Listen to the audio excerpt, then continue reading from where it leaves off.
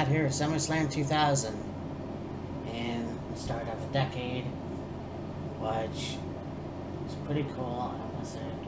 Growing up in, going to high school anyways in 2000s, it's pretty cool to see how the WWF came and made cool wrestlers. It's still the Attitude Era, so it's probably one of the best times, and I know that it's overrated, but it's because it's been a great couple of years, the Attitude Era.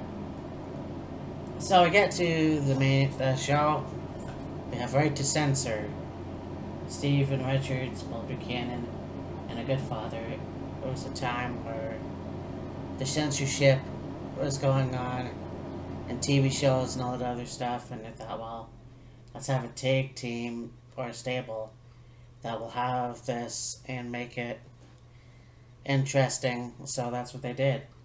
Got Stevie Richards and the Godfather, and they made him this stable, which I think it's cool. Dressed in white, coming down, theme music is sirens. Yeah. Anyways, they defeated Too Cool, which was, of course, Scotty 2 Hotty, Grandmaster Sexay, and Rikishi, with Victoria and Mandy, who I don't remember Mandy, in their corner. And so that was a cool match. Of course, we talked about earlier, Scott Taylor and Brian Christopher would eventually go into Grandmaster Sexay and Scotty 2 Hotty. So, there you go. Then we go to X-Pac, who defeated Road Dogg. Former DX members, of course, like I said, DX had broken up a year prior. And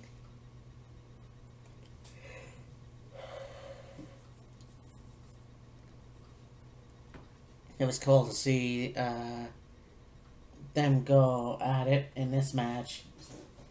It's also a shame, too, because it was a good stable. But, of course, they would eventually get back together. But this was interesting. X-Pac beat Road Dogg, Jesse James in this one. Then we had the Intercontinental, a tag team match for the Intercontinental Championship. There's Chyna and Eddie Guerrero versus Venis and Trish Stratus. I'm not sure why it was for the Intercontinental Championship, but Chyna and Eddie won. This was cool for Eddie Guerrero to be Chyna's love interest. It's interesting just to, because they came in as Eddie, Chris Benoit, Dean Malenko, and Perry Saturn as the Radicals, coming in from WCW, and when they came apart, this was a really good faction right here. Not faction, but Chyna and Eddie really meshed well. Then you get Trish Stratus and Val Venis, the two Canadians. And Val Venis was the champion, of course. Not sure how this all went about. Eddie eventually cheated on Chyna, and I can't remember who was Intercontinental Champion after that.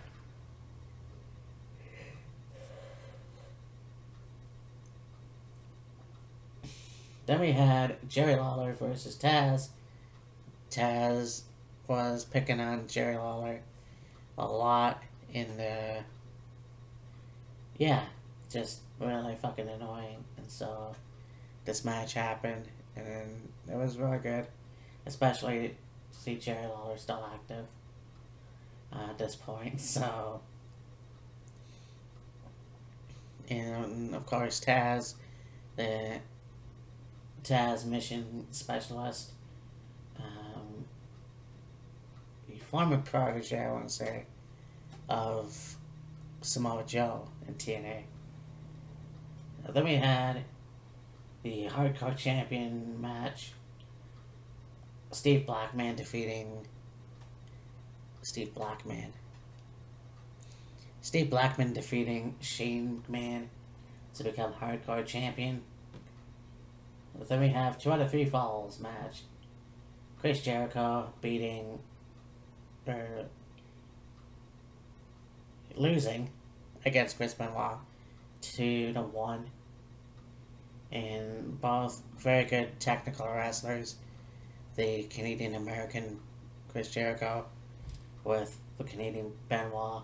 Both guys were in WCW, and they were both in Japan, Mexico, and yeah, this was cool. This was really,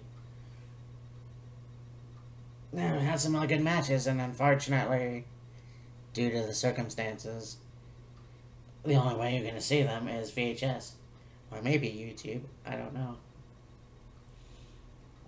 And then we had the first TLC match for the WWF Tag Team Championship. It was Edge and Christian, who defeated the Hardy Boyz and the Dudleys. So the first match was at WrestleMania 2000. This is the second match. The third match, obviously, WrestleMania 17, which was one of the best WrestleManias besides WrestleMania 18 that I enjoyed watching as a kid, a teenager. So, and actually Edge and Christian won all 3 matches. So that's interesting in itself. But they were the champions at SummerSlam though. So they retained. Then we had a stink face match with the Cat, who defeated Terri. And with Cat Al Snow in her corner. And Terri was Perry Saturn. This was... not sure how this match went. Some may call it degrading, but I don't know. Then we have Undertaker versus Kane, which was in a no contest. I'm not sure how this match came about. I know that Undertaker was the American Badass, and we still have Kane as Kane. So I'm not quite sure how this feud came about again. Then we got the main event. We had a triple threat match for the WWF title. And The Rock retained, beating Triple H and Kurt Angle with Stephanie McMahon Helmsley. Now this year, Triple H and Kurt Angle had a big feud, which would lead up into the Royal Rumble.